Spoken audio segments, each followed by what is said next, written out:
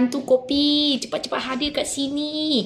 Betul nak kongsi dengan korang ni. Kopi sangat sedap. Tengok ramai dah kata kopi ni sangat sedap. Kopi apa? Kopi Arabica yang langsung tak ada gula. So korang hantu kopi kat sini. Jangan scroll video ni. Tengok sampai habis. Mana tahu you terjumpa satu kopi yang korang boleh minum setiap hari. Tak beban badan you. Tak ada masalah. Even you ada masalah kencing manis pun boleh makan. Lepas makan kurangkan you punya craving. Rasa badan you bertenaga.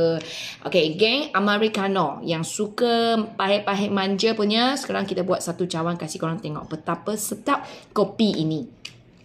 Satu sachet. Bawa kopi sangat best. Okay, lepaskan satu sachet dekat shaker dan kita tambah air. Air apa pun boleh. Air suam, air suhu bilik, air sejuk pun tak ada masalah. So normally Watermint akan letak lebih kurang 150 ml hingga 200 ml punya air. Ada shaker, kerja jadi senang. Even tak ada shaker, korang letak dalam cawan terus pun boleh aja. So kita tutup rapat dan kita goncang. Kejap je dah larut, nampak?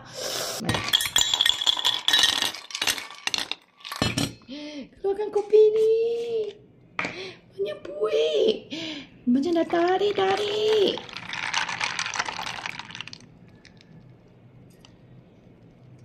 Oh my god. Jemput minum.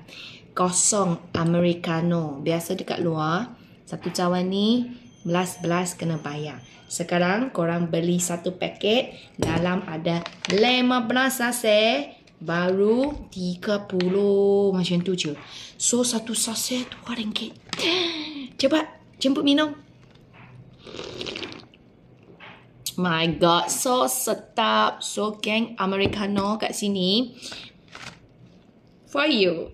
Masuk TikTok Shop Watermint ataupun Shopee, grab sekarang. Ada halal, jangan risau. Korang boleh grab sekarang. Setiap hari satu cawan kopi tanpa membebankan you punya badan. Sebab dalam tak ada gula, tak ada susu, tak ada perisa, pengawet, pewangi, pewarna. 100% Arabica coffee. Rasa sedap.